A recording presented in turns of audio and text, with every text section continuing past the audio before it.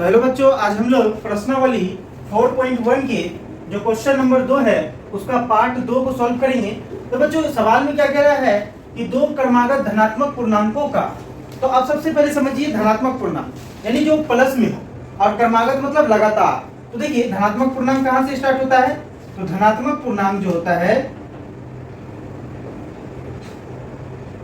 धनात्मक पूर्णांक वो 1 से शुरू होता है। ठीक है, तो 1 से शुरू हो रहा है, फिर लगातार क्या होगा 2 होगा, उसके बाद कितना होगा 3 होगा, उसके बाद 4 होगा, इस तरह से अनंत तक जाएगा। तो ये क्या होगा धनात्मक पूर्णांक। इसी में अगर -1 -2 -3 रहता तो ये क्या हो जाता, ये आपका हो जाता ऋणात्मक पूर्णांक। तो अभी क्या बोला गया है, दो क्रमागत धनात्मक पूर्णांक। ठीक है, तो वो किस रूप में होगा, +1 +2 +3 है ना, +4 डॉट डॉट के रूप में होगा। तो समझिए इसमें क्या कह रहा है कि दो धनात्मक पूर्णांकों का गुणनफल। ठीक है, इसमें सबसे पहले हम लोग मान लेंगे, अगर हम लोग पहला धनात्मक पूर्णांक x मान ले और दूसरा धनात्मक पूर्णांक क्या हो जाएगा, देखिए एक सब में बढ़ रहा है यानी दूसरा धनात्मक पूर्णांक क्या हो जाएगा x + 1 हो जाएगा। ठीक है, ये पहला हुआ और ये क्या हो गया दूसरा धनात्मक पूर्णांक हो गया। तब क्या बोला, इन दोनों का गुना, अगर इन दोनों को गुना कर देते हैं तो वो कितना के रूप में आ जाता है, 306 के रूप में आ जाता है। ठीक है, तो चलिए अब हम लोग इसको जो है सॉल्व करते हैं।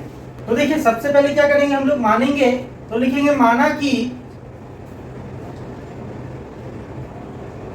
पहले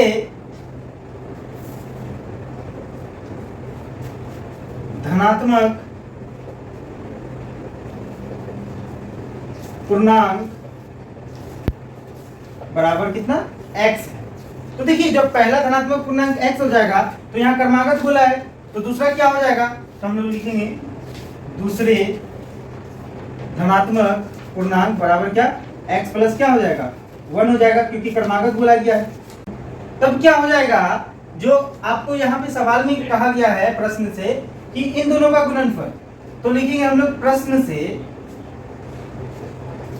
से जो आपका पहला धनात्मक पूर्णांक है इसका गुना और जो आपका धनात्मक पूर्णांक, जो आपका दूसरा धनात्मक पूर्णांक है उसका गुना किसके बराबर है, 306 के बराबर है। ठीक है, तो अब हम लोग क्या करेंगे, इसको सॉल्व करेंगे। तो x को x से गुना कीजिए x² प्लस x को 1 से गुना कीजिए x। अब देखिए बराबर कितना 306। तो देखिए ये 306 इधर प्लस में इधर आएगा माइनस हो जाएगा, यानी x² प्लस x माइनस 306 बराबर 0। तो देखिए ये x² प्लस x माइनस 306 बराबर 0, ये किसके रूप का लग रहा है, ax² plus bx plus c बराबर 0 के रूप का है। तो देखिए इसीलिए हम लोग क्या लिख सकते हैं, इसको लिखेंगे चूंकि